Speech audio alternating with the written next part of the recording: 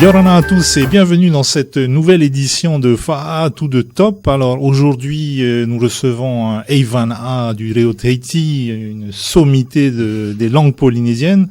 Et donc forcément, notre émission se déroulera dans la langue de Molière. Tera tout à Bonjour à tous. Bonjour Steve Chayou, donc notre invité de ce jour. Yorana Moetei. Alors, pourquoi choisir de faire cette émission en français? Bon, on sait tous que tu maîtrises absolument bien nos langues, le Reo Tahiti, mais on veut s'adresser justement au public peut-être qui ne maîtrise pas le Reo Tahiti et les langues polynésiennes, donc pour en débattre ensemble, donc autour de ton expérience, ton parcours, donc qui t'a mené jusqu'à Hawaï et même au-delà. On va voir tout ça donc dans les minutes qui suivent. Mais en préambule, la question évidemment à laquelle personne ne coupe dans cette émission: quel est le lien qui unit Steve Chayou à notre belle commune de Fa'a? Alors je connais un peu la réponse puisque j'ai reçu ta grande sœur il y a pas longtemps, mais peut-être que tu as une autre version des faits et qui t'est propre sur ce lien qui t'unit à notre commune. Eh bien, d'abord, je pense mon poufénois. Mon poufénois a été planté sur notre terre à Fa'a, chez mes parents, chez moi. Je suis né en 1985 et à Papeete comme tout le monde aujourd'hui. Mais voilà, on est une famille de Fa'a. Moi, j'ai grandi à Fa'a, j'habite à Fa'a. Et mon poufénois a été planté à Fa'a. Et donc, je suis un Tamari Fa'a. D'accord. Alors, juste une correction, parce que selon Eliane Tevahitua, que j'ai eu le plaisir de recevoir également dans Fa'a tout de top, tu es né où, à Paufai? À Cardella. À Cardella, c'est limite. Mais si tu étais né à Paufai, tu serais né à Fa'a, puisque les limites anciennes de Fa'a s'étendaient jusqu'à la rue qui descend du siège de la Socredo le long de l'immeuble Tetoun 1 jusqu'au McDonald's. Voilà, ça c'est l'ancienne limite de Fa'a. Wow. Donc bon, si tu es né à Cardella, là, on peut rien pour toi, tu es né à Papeete. Alors, qu'est-ce qui dans ton enfance, aussi loin que tu puisses te souvenir, t'a incité, ou enfin quelle est la naissance de cette passion pour le Reo Tahiti? Ou alors est-ce que petit tu rêvais d'être pompier et puis après finalement t'as fait autre chose? Quelle est la source de cette passion pour le Reo Tahiti? Petit, je voulais faire plein de métiers. Le tout premier métier que je voulais faire quand j'étais petit, c'était pompiste. Ah, j'étais pas loin. Ouais, pompiste dans une station quelconque. Et ensuite, après, je voulais être enseignant, etc. Et plus tard, pourquoi pas professeur de tahitien. Alors, le lien que j'ai par rapport à la langue tahitienne, c'est sûrement mon identité. Mon identité dans le sens où moi j'ai grandi dans un milieu très tahitien. C'est vrai, mon papa est chinois et ma maman tahitienne, mais moi et ma sœur, on n'a pas vraiment connu notre famille chinoise, voire pas du tout. On a grandi essentiellement dans notre famille tahitienne, donc des gens de Papeete, de Fa'a, milieu de pêcheurs, Fa'apou, enfin ce genre de choses, donc très très tahitien. Et donc, quand j'étais petit et adolescent, j'ai, comme d'autres, sûrement souffert du regard des autres vis-à-vis de moi, parce que quand on me regarde, je fais pas trop tahitien, je fais chinois, je fais demi-popa, et donc du coup, on s'est énormément moqué de moi quand j'étais petit, et jusqu'au collège, en me traitant de popa, enfin ce genre de choses-là. Et je comprenais pas en fait pourquoi est-ce que les gens m'appelaient popa, alors que pour moi, je n'étais pas un popa. Et donc je pense que ensuite, après ça, je suis tombé un petit peu dans une revendication culturelle, identitaire, et je me suis dit, bon, puisque je ne peux pas montrer, entre guillemets, ma tahitianité par la couleur de ma peau, je vais essayer de la modifier, au moins, c'est-à-dire les tatouages. J'ai commencé à me faire tatouer. Ça, c'est l'adolescence? Ça, c'est 14 ans. Mon premier tatouage, D'accord. 14 ans. Donc, précoce quand même. 14 ans, premier tatouage, donc affirmation identitaire, je montre mes tatouages, je suis tahitien, très bien, très bien. Ensuite, après, vers le lycée, je suis passé du tatouage à la langue tahitienne, parce que je me suis dit, oui, je peux pas montrer avec mon faciès que je suis entre guillemets tahitien, j'ai pas comment dire, le look tahitien, mais au moins je vais parler tahitien. Et de toute façon, j'ai toujours parlé tahitien. À la maison, on a toujours parlé tahitien, mais c'est seulement arrivé au lycée où là, je me suis rendu compte que le fait de parler tahitien, ça pouvait être, comment dire, pas une arme, mais comment dire, un moyen pour moi de m'affirmer en tant que Maori. Et donc j'ai développé, à partir du lycée, j'ai développé mes connaissances en tahitien. Je me rappelle qu'au lycée, mon livre de chevet, c'était le dictionnaire. français, tahitien français. Donc tous les soirs, je lisais... Celui du Farevana. Celui du Farevana, c'est celui qu'on avait à la maison. Donc tous les soirs, je lisais 2 pages de mots en tahitien et j'apprenais. Et jusqu'au jour où j'ai fait l'université ensuite, j'ai fait un DUG de tahitien. Et ensuite, j'ai continué mes études universitaires. Bref, le tahitien, pour moi, c'est mon identité, c'est ce que je suis. D'accord. Et quand tu arrives à l'université, tu fais ton DUG, ensuite, quel est donc l'université ici à Otomoro, oui, tu oui, fais tout ton cursus ici, jusqu'à... J'ai fait tout mon cursus en Polynésie française jusqu'à la licence. Okay. Jusqu'à la licence. Donc j'ai fait, au départ, je devais faire une licence de tahitien, c'est-à-dire première année de licence, deuxième année de licence, troisième année de licence. Donc je commence ma première année de licence à l'université avec plein de rêves, plein les yeux, parce que moi je me suis dit, oh là là, je vais arriver à l'université, je vais me faire des amis là-bas, on va commencer à parler en tahitien entre nous à l'université, ça va être génial et tout. Et là, désillusion, j'arrive à l'université et entre nous, les étudiants tahitiens, en dehors des cours, on parle pas du tout tahitien, on parle en français. Donc ça fait rien, je continue quand même mes études. Je fais ma première année de licence de tahitien. Deuxième année, je prends une année sabbatique où je voyage. Je fais une école biblique en Nouvelle-Zélande et puis je fais un chant missionnaire. Je pars en mission en Chine. Donc je fais un break d'1 an. Et à la suite de ce break, je reviens donc à Tahiti, à l'université de la Polynésie française en deuxième année. Et là, je me rends compte que finalement, la langue, au fond, la langue, d'un point de vue universitaire, c'était pas trop ce qui m'intéressait. C'est-à-dire le décryptage de la langue, comment ça fonctionne et tout. Ce qui m'intéressait, en fait, c'était les gens qui parlaient la langue. Parce que la langue, je la maîtrisais. Donc, je me sentais pas devenir linguiste, tu vois. Je me suis dit, ah non, en fait, c'est les gens qui parlent la langue tahitienne qui m'intéressaient. Et du coup, j'ai voulu utiliser la langue comme comme un outil de compréhension des gens. Et donc, à la fin de cette deuxième année de licence de tahitien, donc le DUG alors, je décide de complètement changer d'orientation et je m'oriente vers une licence de sociologie, d'anthropologie et d'ethnologie préparée à l'ICEP sous l'égide de l'université de Paris 5. D'accord. Ouais. Ah oui, un changement assez radical. Ah oui, complètement. Là, plus du tout, on faisait plus les mêmes choses et quand j'ai commencé à faire l'anthropologie, enfin les sciences sociales tout simplement, ça m'a passionné parce que voilà, je trouve que c'est passionnant quoi.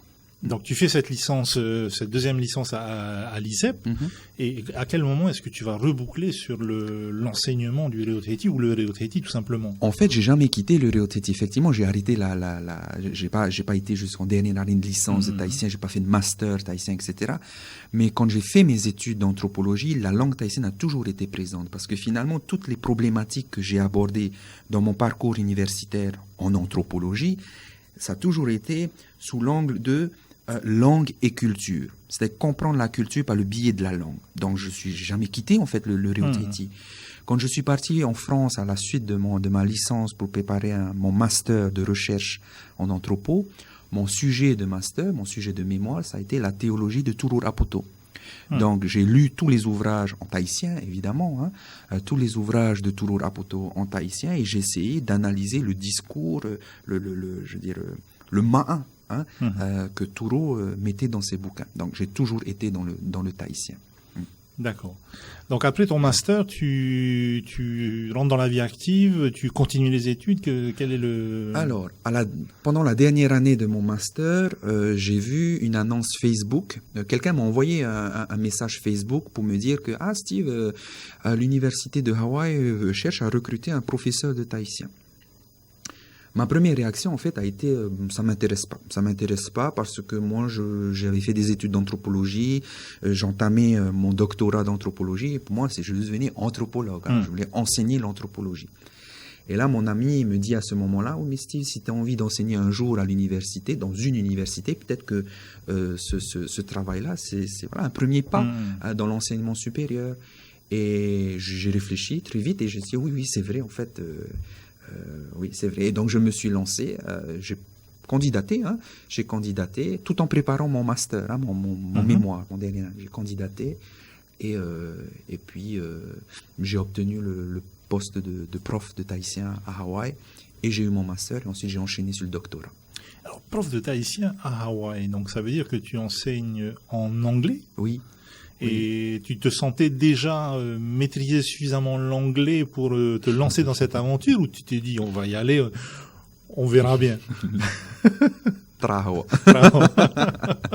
Parce que oui, c'est vrai que j'avais fait un séjour linguistique, comme j'ai dit, j'étais parti 1 an en Nouvelle-Zélande, mais l'anglais qu'on développe quand on part en Nouvelle-Zélande pour faire une école biblique, c'est pas un anglais universitaire, hein, c'est comment on dit, c'est un vocabulaire religieux, donc c'est très cadré déjà, hein. Et là, il fallait que j'enseigne le thaïsien. Déjà, c'était ma première expérience d'enseignant. J'ai jamais été prof. Hein, donc l'expérience de la pédagogie. Quoi. Voilà, c'était ma toute première. On peut être expert sans être pédagogue. Exactement, exactement. Donc c'était non seulement ma première expérience d'enseignant, mais en plus c'était une expérience en anglais tahitien. Alors que mon anglais à l'époque, il était bof. Hein. Et moi, j'ai pas peur. En fait, je suis un aventurier et je me suis lancé. J'ai dit, allez hop, si, ils m'ont engagé, moi, je pars à l'aventure. Et je suis parti à l'aventure à Hawaï. Et arrivé là-bas, j'ai été confronté à le problème de l'enseignement. C'est-à-dire que, en tant que locuteur natif du tahitien, je sais parler tahitien, je sais, voilà. Maintenant, comment transmettre ce savoir-là à des étudiants américains, hawaïens, coréens, japonais qui n'ont aucune notion du tahitien, là, c'est une autre paire de manches. Donc, j'ai dû apprendre le tahitien, c'est-à-dire apprendre comment est-ce qu'une phrase se construit, comment on appelle tel mot, particule aspectuelle, un prédicat, etc., pour pouvoir expliquer aux étudiants comment ça fonctionne. Donc, les quelques mois avant que je prenne le poste de tahitien, j'ai bachoté dur pour apprendre, on va dire, la linguistique tahitienne pour pouvoir ensuite l'enseigner aux étudiants. Et alors, en termes de type d'enseignement, est-ce que tu as vu une différence finalement dans l'enseignement auquel tu participes maintenant au sein de l'université de Hawaï et l'enseignement qu'on reçoit ici à l'université? Est-ce qu'il y a, quels sont les points communs, quelles sont les différences? Alors, la grande différence qu'il y a entre ici et Hawaï, dans l'enseignement du tahitien ici et l'enseignement du tahitien à Hawaï que je mène, puisque je suis le seul enseignant tahitien là-bas, c'est à Tahiti, on part du postulat que tout le monde est locuteur. C'est-à-dire quand on vient en cours de tahitien au lycée, par exemple, hein, on attaque directement une poésie, on lit une poésie, on commente la poésie, on discute autour de la poésie. Donc, ça part du postulat qu'on a en face de soi un public qui est déjà locuteur plus ou moins du tahitien. Moi, c'est pas mon cas. Hein, moi, c'est pas du tout mon cas. J'ai en face de moi des gens qui n'ont aucune notion. Et donc, du coup, les cours que je donne en tahitien à mes étudiants de première année et de deuxième année, ce sont des cours vraiment comme langue étrangère, tu vois, l'alphabet, c'est quoi l'alphabet tahitien, comment on écrit en tahitien. C'est pour ça que je suis très pointilleux sur la question de l'orthographe, parce que j'ai appris à l'être. Parce que un étudiant américain, je peux pas lui dire il y a 3 types de ya et ça s'écrit de la même manière. Il comprend pas, l'étudiant. Il veut savoir, mais c'est quoi ce ya là en tahitien? Quelle est la différence entre ce ya là et cet autre ya dans cette... Donc, il faut expliquer tout ça aux étudiants et je peux pas juste dire à mes étudiants, écoutez, c'est comme ça qu'on dit point barre. Donc, j'ai appris à maîtriser, entre guillemets, toute cette partie technique du tahitien, d'un point de vue linguistique, grammaire et tout, pour pouvoir l'enseigner aux étudiants. Ici, c'est pas trop le cas. Ici, par exemple, à l'université de la Polynésie française, 100 étudiants en filière de Réaumur, des locuteurs. Donc, on n'a pas de cours de tahitien dans le sens où on apprend à parler tahitien. On ne va pas à l'université de la Polynésie française pour apprendre à parler tahitien. On y va pour approfondir ses connaissances de la langue tahitienne, de sa culture tahitienne. Oui, c'est pas le cas à Hawaï. Donc là, à Hawaï, tu as vraiment... C'est tahitien langue étrangère. C'est ça, tahitien langue étrangère. C'est tout à fait ça. Et quelle est la motivation des étudiants donc, que tu as d'apprendre le Reo Tahiti? Alors, motivation, c'est déjà culturel parce que les Hawaïens qui sont là, ils ont tous dans la tête le fait que Kahiki, Tahiti, c'est la terre d'origine. Nous sommes la terre d'origine, la terre mythique. Tahiti, notre archipel, évidemment, c'est Raiate, hein, la zone, la terre d'origine. Et donc, du coup, les Hawaïens qui sont très versés dans leur culture, dans leur identité, ils revendiquent et tout, viennent apprendre le tahitien pour pouvoir avoir justement ces éléments-là ancestral, tu vois, l'origine. Donc, tu as ça. Ensuite, tu as aussi des Américains d'origine tahitienne. Les Tahitiens qui sont allés vivre là-bas, ensuite ils font des enfants, et ces enfants-là, peut-être dans une quête identitaire, ils veulent retrouver un petit peu leur identité autochtone tahitienne. Donc ils viennent apprendre le tahitien.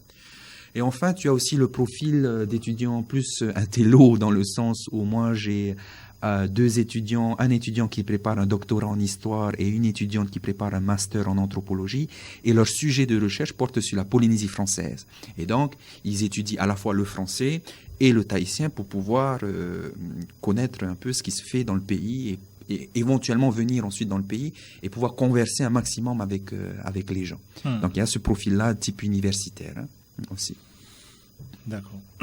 Donc toi qui a un peu cette double perspective de la pratique et de l'enseignement du réo, on va dire en dehors de la Polynésie, et qui connaît évidemment bien le contexte local, comment est-ce que tu analyses un peu l'évolution de la pratique du réo dans notre société? Parce que je dis souvent à mes enfants que quand moi j'étais gamin, à l'école, en classe on parlait français, mais que dès qu'on sortait en cours de récréation, on jouait en réo tahiti. Et aujourd'hui, j'ai pas l'impression que ce soit encore le cas. J'ai l'impression que même en cours de récréation, nos enfants jouent en français. C'est pas une critique, c'est un constat. Est-ce que tu penses que c'est quelque chose d'inéluctable? Est-ce qu'on va forcément vers une disparition du réo, enfin des réos, puisqu'on a nos langues polynésiennes, ou est-ce que c'est un cycle? On va à un moment donné toucher le bas de la sinusoïde et remonter. Quel est ton avis là-dessus? Moi, je pense que c'est lié en grande partie à la manière dont on pense ou conçoit la langue tahitienne. Ça veut dire quoi? Ça veut dire que aujourd'hui, paraît-il, il y a de moins en moins de locuteurs. Et quand on pose la question, ou même sans parler des locuteurs adultes, quand on pose la question aux parents, il y a beaucoup de parents qui préfèrent que leurs enfants apprennent l'anglais, le français, éventuellement le mandarin, parce que c'est des langues dites utiles pour l'ascension sociale, pour avoir un travail, etc., etc. Moi, je pense que fondamentalement, on se trompe par rapport à ça. Parce que si on aborde la langue tahitienne, et pas que la langue tahitienne, toutes nos langues polynésiennes, vraiment toutes nos langues autochtones et vernaculaires, sous l'angle unique de l'utilité. Et bien souvent, quand on parle utilité, quelque part dans les têtes, on veut dire deux choses. Utilité, travail, économique, donc aspect économique, et aussi utilité d'un point de vue communicationnel. Ça sert à communiquer. Donc deux aspects. Je pense qu'on se trompe parce que quand on parle de l'utilité de la langue, souvent aussi je me rends compte que dans la tête de beaucoup de gens, et dans ma tête aussi à un moment donné, il y avait cet amalgame-là, utilité est égale forcément valeur. Or non, moi je dissocie les deux choses. L'utilité n'est pas nécessairement valeur. Comme je prends l'exemple très souvent, la chaise, c'est très utile, la chaise sur laquelle je me situe, là, très très utile la chaise, sinon je serais par terre. Mais est-ce que la chaise a une valeur pour autant? Une valeur, je veux dire, pour un peuple, voilà, une vraie valeur. Pas forcément. Pas forcément. Pareil pour un fer à repasser. Un fer à repasser, c'est très pratique pour repasser ma chemise. Mais est-ce qu'un fer à repasser a de la valeur? Pas forcément. Et donc, si on reste uniquement sur l'utilité en termes de job, oui, effectivement, on va dire non, ça sert à rien. Et donc, c'est pas très utile, ça n'a pas de valeur. C'est faux. C'est faux. Si on prend maintenant l'exemple de l'utilité de communication, c'est pas très utile parce qu'on peut pas communiquer avec. Là aussi, il faut aller jusqu'au bout de la logique. La langue de communication par excellence dans ce monde, c'est l'anglais. Il faudrait qu'on parle tous anglais. Voilà, donc si on se base uniquement sur la communication, du coup, on éjecte toutes les langues, le français y compris, les langues autochtones, toutes les langues, et on garde que l'anglais. Or non, on peut pas. On peut pas, pourquoi? Parce que les langues sont porteuses aussi d'un patrimoine. Un patrimoine culturel, un patrimoine identitaire, un patrimoine inestimable pour un peuple. Et c'est ça qu'il faut investir, c'est cette question qu'il faut poser là. Pas juste la question démagogique, très amalgamée de la question de l'utilité, mais la question de la valeur d'une langue. Pour un peuple, c'est notre valeur, c'est notre patrimoine. On n'a pas de château, on n'a pas Versailles, on a nos marais, c'est vrai. Mais voilà, on a nos langues qui sont là. Et il faut voir nos langues comme des trésors. Ouais. Alors, toi et moi, eu la chance d'assister à une conférence sur la christianisation de Sylvia Richotourieva récemment. Ça amène une question qui est la suivante. Pendant très longtemps, enfin du moins la génération de nos grands-parents, celle de nos parents et un peu la mienne, je suis un peu plus âgé que toi, il existait des espaces d'expression en Réau Tahiti, privilégiés, dont sont d'ailleurs issus nombre des grands locuteurs du Réau, c'est celui de la religion, notamment la religion protestante. Bon, d'autres religions aussi, mais en particulier les tenants de la religion protestante étaient des lieux où justement le Réau Tahiti pouvait être non seulement conservé, mais pratiqué régulièrement, enrichi, confronté à lui-même, confronté aux autres langues, et pouvait se développer. Or, on observe quand même dans les années là qui viennent de s'écouler une baisse de fréquentation des temples, des églises. Alors c'est peut-être pas vrai dans toutes les religions, mais chez les deux grandes religions que sont le catholicisme et le protestantisme, on a quand même une baisse de fréquentation, je pense. Oui. Ce qui fait que ces espaces d'expression-là, finalement, diminuent. Et quelles sont, à ton avis, les possibilités qu'on a de créer de nouveaux espaces d'expression où nos jeunes, notamment, puissent pratiquer leur langue et être fiers et heureux de les pratiquer? Moi, je pense, et tu as raison de dire qu'à une certaine époque, on avait des espaces où on pouvait pratiquer le beau parler tahitien, l'art oratoire, donc dans les communautés religieuses. Aujourd'hui, on n'a plus trop ces espaces-là. On n'a pas beaucoup, pas à ma connaissance, à part au niveau des écoles avec les concours de Orero qui sont très très très bien, mais ça c'est ponctuel. Est-ce qu'il faut créer des espaces? Oui. Créer ou susciter des espaces? Oui, certainement. Mais au-delà de créer ou susciter des espaces, peut-être qu'il faut aussi déjà susciter l'envie des jeunes de parler encore leur langue. Parce que aujourd'hui, quand on pose la question spontanément aux jeunes, est-ce que vous parlez tahitien? Non, on ne parle pas tahitien. Ou non, ça fait honte. Donc il y a un blocage qui est là, qui empêche les jeunes de s'exprimer en tahitien. Alors oui, on va peut-être créer des espaces, il le faudrait, mais si on crée des espaces pour que ensuite les jeunes n'y vont pas parce qu'il y a ces blocages et tout, ça reste toujours problématique. Moi, je pense qu'on doit mener une réflexion dans notre société ou réfléchir justement à ces blocages-là, parce que c'est pas nécessairement des blocages linguistiques, c'est-à-dire cette incapacité qu'on a. Par exemple, moi, je sais pas parler coréen du tout, je peux pas faire une phrase en coréen. Or, je ne pense pas que ce soit le cas de beaucoup de Tahitiens qui verbalisent et qui disent « non, je ne parle pas tahitien ». Il y a un blocage quelque part. Et il faut creuser ça. Il faut creuser. Est-ce que ce blocage chez les jeunes n'est pas aussi dû à une appréhension de l'imperfection? Oui. Souvent, on a des jeunes qui comprennent, mais qui ne veulent pas s'exprimer parce qu'ils ont peur de se planter, de prendre un mot pour un autre, de pas mettre la glottale là où elle doit l'être, et puis après de se faire incendier ou moquer, et du coup ça provoque un blocage. Bien sûr. Comment est-ce qu'on peut... Tu as totalement raison.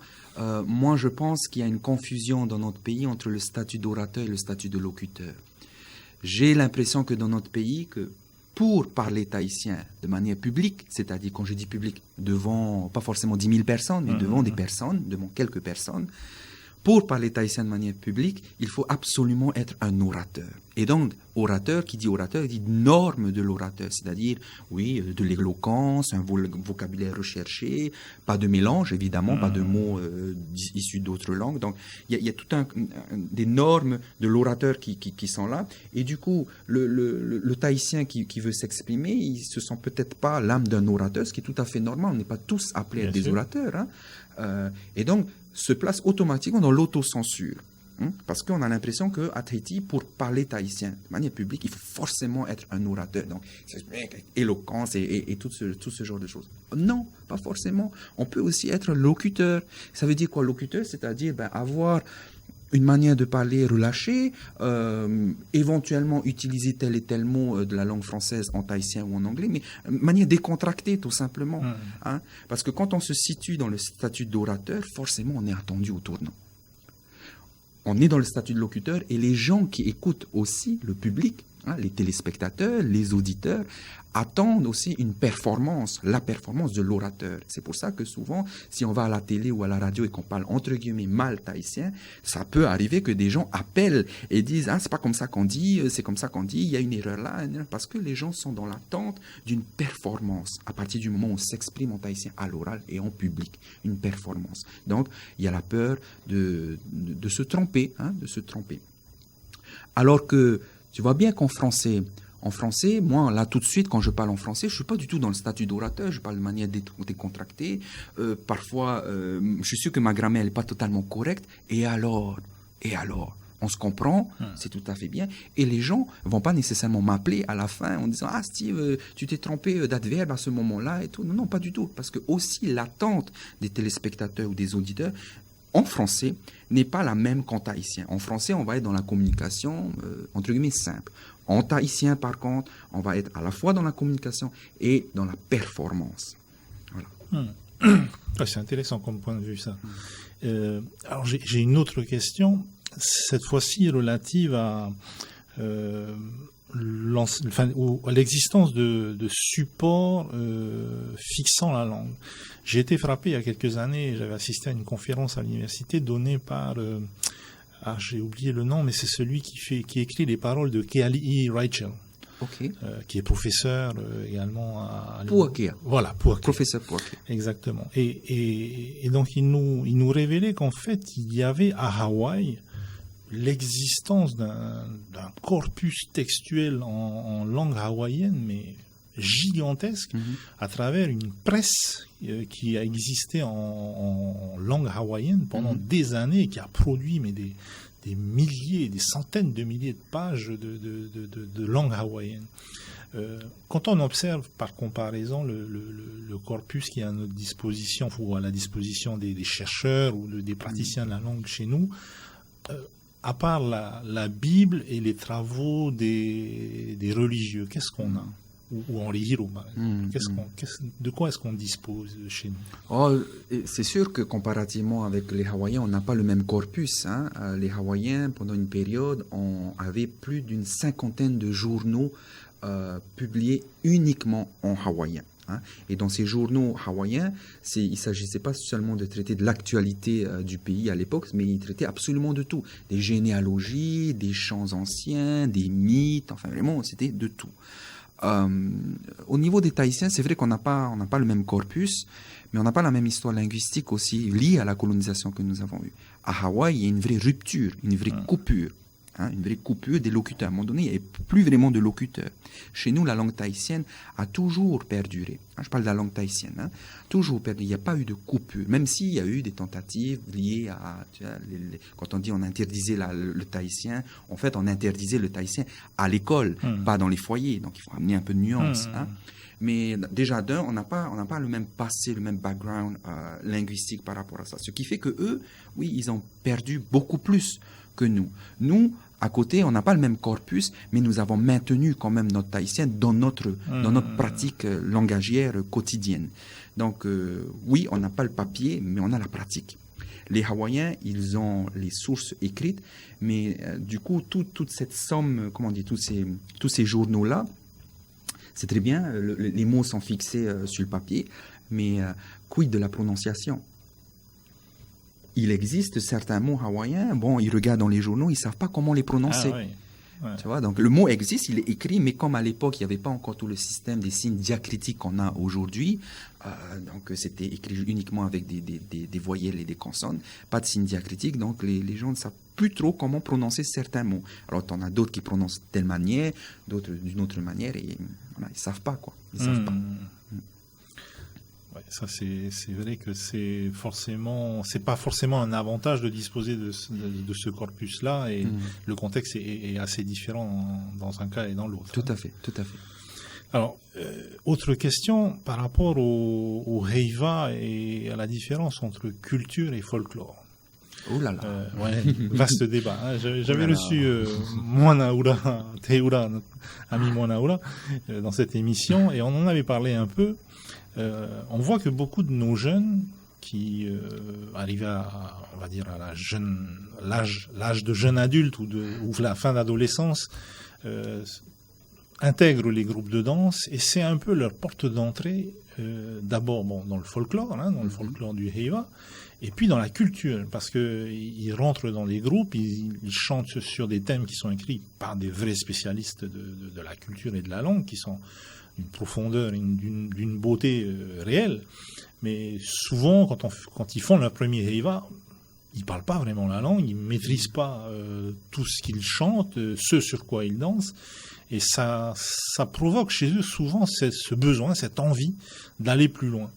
Est-ce que tu penses qu'il y a la matière finalement enfin, est-ce qu'il y a quelque chose à exploiter de cette filière de la danse, du spectacle dansé, du Heiwa et de tout ce qui va autour, pour justement inciter nos jeunes à vouloir être eux-mêmes et à vouloir approfondir leur recherche d'identité, et notamment au niveau des langues? Oui, j'ai entendu, je crois que c'était hier soir, j'ai entendu Matani parler à la télé, parler justement de son Heiwa international. Il disait justement que son objectif à lui, c'était de redonner une place importante à la langue tahitienne au sein de la danse tahitienne. Parce qu'effectivement, c'est le pilier central autour duquel s'articule tout.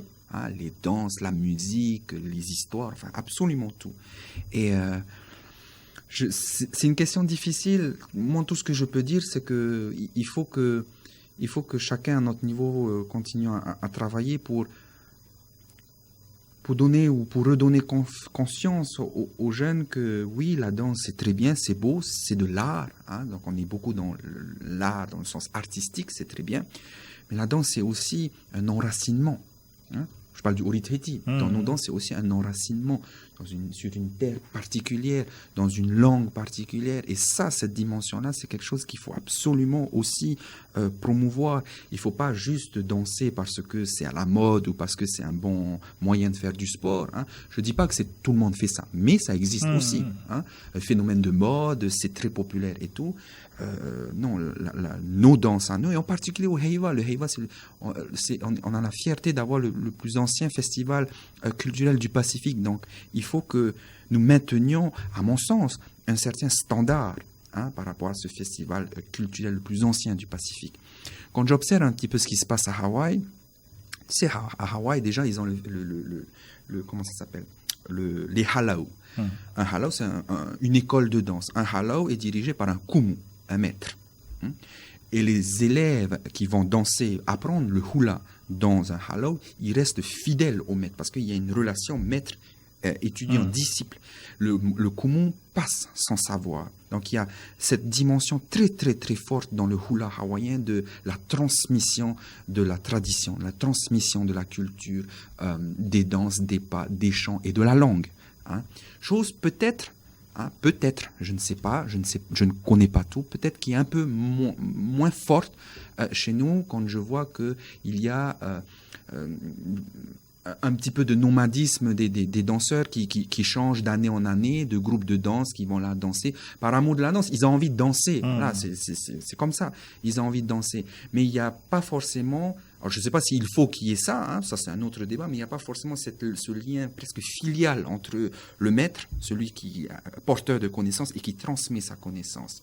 On va danser le hula d'abord et avant tout pour perpétuer sa culture, sa tradition. Ça, c'est très, très important pour le hula. Le tahitien, peut-être qu'on est dans d'autres dynamiques. Alors, autre question... pas tendancieuse, mais je pense que c'est quelque chose qu'on ne peut pas ne pas aborder quand on parle de la langue chez nous. L'utilisation de la langue dans la politique. Oui. Enfin, du Reo-Treti, je parle. C'est une question un peu caricaturale, mais est-ce que tu peux imaginer la Polynésie dans 20 ans, des partis politiques, des tournées politiques dans nos archipels, sans Réo Tahiti. Des réunions publiques, tout en français ou en anglais, hein, si l'anglais s'est imposé d'ici là, mais sans le Réo Tahiti, parce qu'aujourd'hui, ça paraît inconcevable. Oui. Hérésie. Non. La langue tahitienne a sa place et il faut qu'elle garde sa place dans le monde politique, parce que, comme je disais, quand l'homme politique vient s'exprimer en tahitien devant sa population, il vient donner une performance. On le voit bien, la différence de discours qu'il y a en tahitien et en français. En français, on va être beaucoup dans la technique, dans la technicité. Hein. On va parler budget, machin, truc, enfin, toute la technicité. En tahitien, on n'est pas dans le même registre, on est dans la performance. Donc, il faut qu'on soit éloquent, il faut qu'on essaie de convaincre. Et c'est deux registres totalement différents qui fait partie de notre patrimoine. Du coup, aussi, c'est notre patrimoine contemporain. Hein. Il y a une manière de faire de la politique tahitienne qui est différente de faire de la politique à la française. Hein. On n'est pas dans les mêmes discours, on n'est pas dans les mêmes univers aussi. Pas du tout. En tahitien, on va avoir un registre de certaines métaphores qui vont parler aux habitants, à la population. En français, pas nécessairement. Hein. Alors, évidemment que ça risque de changer avec l'état de la langue tahitienne dans 20 ans. Si dans 20 ans, effectivement, on fait rien et qu'on continue à se morfondre et à dire que la langue tahitienne est morte, elle va finir vraiment par mourir. Hein. Et donc, si la langue tahitienne meurt, forcément, ça va modifier les discours politiques, le rapport politique entre l'homme politique et sa population de manière indéniable. Je pense qu'il faut investir la langue tahitienne, il faut la préserver.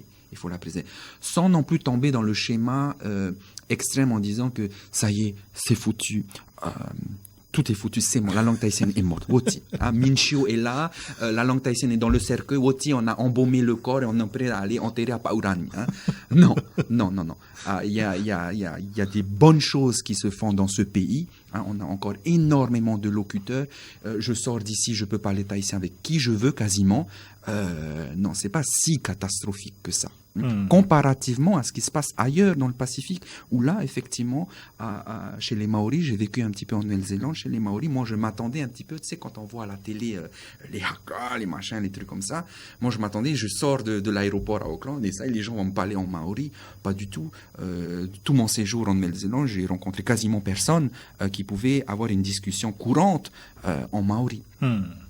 Ça, c'est dramatique. Il y a des situations où il y a des conservatoires de la langue, des lieux où cette langue est conservée et pratiquée, mais quand on sort de ces conservatoires, finalement, on n'a pas la situation qu'on a chez nous où, bon, le niveau est peut-être un peu hétérogène, il y en a qui pratiquent plus ou moins, mais globalement, on est tous capables de baragouiner en Réo Tahiti. Tout à fait.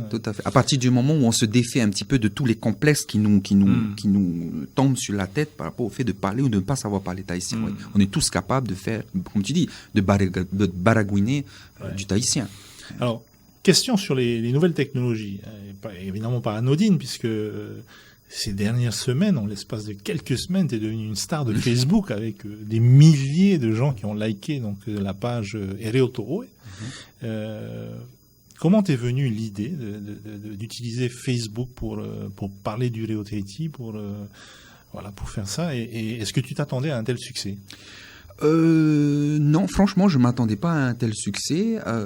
Pour dire ça très honnêtement, tu as vu la toute première vidéo que je t'ai envoyée en premier d'ailleurs. J'avais fait ça pour m'amuser en fait. Hein, et on voit bien dans la première vidéo, je prends un peu un air très professoral où j'explique, etc., très professoral. Non, j'ai fait ça pour m'amuser. Et quand j'ai vu que ça prenait et tout, je me suis dit tiens, dans les prochaines vidéos, au lieu de faire le prof, je vais changer de format et je vais faire plutôt Steve Chailloux en tant que tahitien de Faha, d'ici pas en tant que prof, pas en tant qu'intello, non, Steve Chailloux. Et pourquoi est-ce que j'ai fait ça? Parce que j'ai toujours été frustré pendant toutes ces années où j'ai vécu à Tahiti, il y a quelques années, toute l'année, toutes ces années où justement, c'est ce que je ne voyais pas à la télé. C'est ce que je ne voyais pas tout ça à la télé. Je me suis dit, mais enfin, pourquoi est-ce qu'on fait pas des petites vidéos sur, puisqu'on aime dans notre pays se disputer sur la question de l'écriture, hein, on aime beaucoup se disputer sur ça. Donc pourquoi pas, allez hop, on y va et on explique de manière simple et voire rigolote quelles sont les différences entre les deux écritures. Ensuite, après, c'est les gens qui font le choix. Hein. Donc vraiment, je me suis dit tiens, il y a un besoin quelque part. Enfin, il y a un besoin dans le sens où j'étais frustré moi de ne pas voir ça. Donc j'ai dit allez, je vais faire.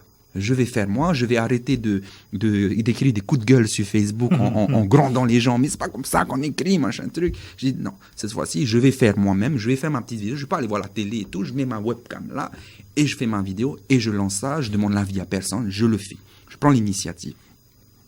Et aussi, pourquoi est-ce que je fais, entre guillemets, l'idiot, en tout cas, pourquoi est-ce que j'ai choisi le format déjanté, rigolo, où je me prends pas trop au sérieux? Eh bien, ce format-là participe de manière un peu intellectuelle à la démystification de la langue tahitienne. Parce que justement, dans ce pays, on sait tous qu'il y a une guerre entre le Farevana et l'écriture de l'Église ou l'écriture de Touro. Hein, c'est la même chose. Mais on ne sait pas trop les différences. Donc c'est assez flou, tu vois. C'est assez flou. On ne comprend pas trop pourquoi les gens se disputent. Quelle est la différence entre tel accent et tel accent? Ça sert à quoi un accent, hein? Et donc, je me suis dit, tiens, je vais démystifier tout ça. Hein, je vais enlever, je vais démocratiser tout ça et je vais expliquer aux gens de manière simple, enfin, je l'espère en tout cas, de manière simple, de manière décontractée, que voilà, en tahitien, il y a 3 signes, voilà comment ça fonctionne, et puis voilà. Et puis voilà. Voilà, je voulais démocratiser le truc aussi parce que moi j'ai jamais eu ce genre de cours-là au lycée, au collège. On m'a jamais appris à c'est quoi une glottale, c'est quoi un machin, à quoi ça sert, pourquoi est-ce qu'on met ça. Pourquoi? Parce que dans notre système éducatif, on part du principe que les élèves, ce qui est vrai en grande partie, sont déjà locuteurs. Donc on fait pas des cours de tahitien langue étrangère. Or moi c'est quand même ma spécialité, le tahitien langue étrangère, et je me suis dit ça peut aider un maximum de personnes qui justement trouvent que c'est compliqué, alors qu'au fond, pour moi, c'est pas très compliqué, c'est pas insurmontable. Et le truc aussi, c'est que, justement, cette mystification, ce flou et tout, participe au fait que des gens, ne veulent pas apprendre le tahitien, ne veulent pas se réapproprier leur langue parce que rien qu'on pense, oh my gosh, il y a deux écritures, il y a tel signe. Non, c'est trop compliqué. Et moi, je veux justement enlever cette excuse-là en disant non, c'est pas si compliqué que ça. C'est pas compliqué. On ne demande pas d'apprendre les 2 écritures, mais une écriture, une orthographe avec 3 signes, c'est tout. 3 signes. On n'est pas comme en français, hein, où là il y a 10 000 conjugaisons, il y a des temps, il y a des accords, toutes ces choses-là. En tahitien, on a 3 signes diacritiques qui expriment 3 types de sons. Voilà. D'accord. Alors, depuis que tu es à Hawaï, tu as été souvent sollicité en dehors de Hawaï, au Japon ou ailleurs, dans des festivals, des rassemblements culturels. Qu'est-ce que tu constates un peu de nos cultures océaniennes, de comment elles se portent à travers le monde, comment elles s'exportent au travers de ces rencontres que tu as pu faire dans les années passées? J'ai été 2 années de suite membre du jury du Heiva Heiva-i Tokyo, donc au Japon. Et oui, il y a un réel engouement pour notre danse et au-delà de notre culture. Hein.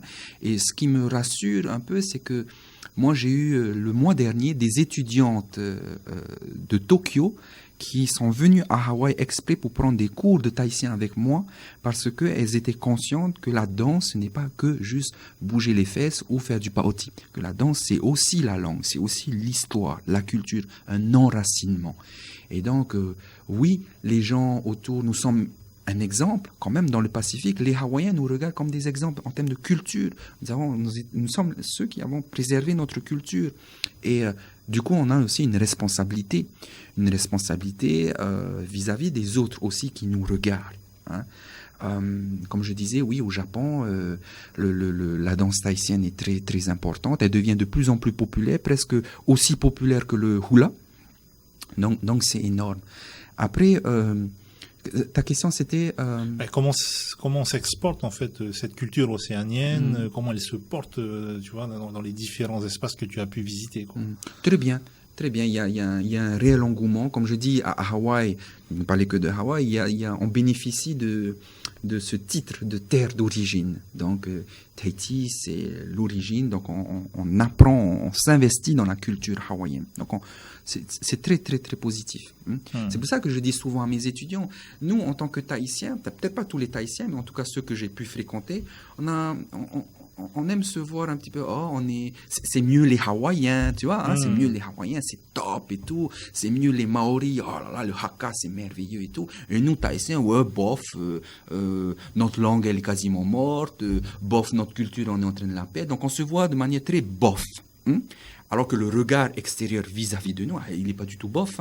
Il est, waouh, les Tahitiens, on vient à Tahiti. Là, j'avais un ami hawaïen qui était avec moi encore jusqu'à samedi. Ils viennent à Tahiti, ils entendent du tahitien partout. Même à Papeete. Ils voient des panneaux en tahitien, ils regardent la télé, il y a du tahitien, il y a la danse tahitienne, il y a le orero, il y a de la culture, entre guillemets, partout. Alors que ça n'existe pas à Hawaï. La langue hawaïenne, prends l'exemple de la langue hawaïenne, ne se pratique quasiment que à l'université de Hawaï, dans un milieu très aseptisé. Tu vas à Waikiki, tu es déjà venu sûrement, tu vas à Waikiki, tu vas à Honolulu, il n'y a pas de hawaïen. Donc c'est rigolo le regard décalé qu'on a nous vis-à-vis de nous-mêmes, on se voit comme bof, alors que ceux du Pacifique et les Maoris c'est la même chose. Quand ils nous voient, c'est pas du tout bof, c'est wow, awesome, wow. Donc c'est ce que j'essaie de faire passer à mes étudiants, parce que j'aime pas qu'on dise tout le temps qu'on est bof. On n'est pas bof, on est beau, on est beau, on a une belle culture vivante. Il y a des choses encore à rectifier ou à améliorer, la langue, etc. Mais il faut pas partir du point de vue non plus, tout est catastrophique, tout est machin. Non. Je pense que c'est pas sain. C'est pas sain d'avoir une image perpétuellement négative de soi, alors que c'est pas vrai. Il y a des belles choses qui se font dans ce pays, de très belles choses. D'accord. Bah écoute, tu sais, on atteint un peu la limite de notre émission. Là, on a passé 45 minutes ensemble, on n'a pas vu le temps passer. Si tu avais un message à adresser à nos jeunes, qui soient de Fa'a ou au-delà des frontières de notre commune, par rapport au réo tout d'abord, par rapport à la culture, à l'identité, et puis de manière générale, quel serait ce message? Mon message habituel, je pense, nos langues, notre culture, ce sont nos trésors. On peut être des Tahitiens du 21e siècle, avoir un iPhone, avoir des chemises Quicksilver, et en même temps être enraciné. Le Maori, c'est pas celui nécessairement qui est dans un certain archaïsme, celui qui vit au fond de la vallée, qui fait son farpeau. Ce n'est pas que ça. Le Maori doit être ramené aussi dans sa temporalité contemporaine. Maori, c'est nous, c'est toi, c'est moi, avec la technologie. Mais en même temps, on est aussi enraciné dans ce qui fait que nous sommes un peuple différent du peuple français, différent des Hawaïens, différent des Japonais. C'est ça qui fait que ce que nous sommes. Nos langues qui sont très importantes. C'est l'âme de notre phénomène, c'est l'âme de notre peuple. Ben Steve, je te remercie beaucoup pour ces belles paroles et j'espère qu'on aura l'occasion de se revoir, peut-être dans une autre émission ou dans une conférence que tu viendras donner à la mairie de Fa'a dans les prochaines semaines, dans les prochains mois, on verra. En tout cas, Maruru Yawe et Steve Shayutane. Maruru Maite.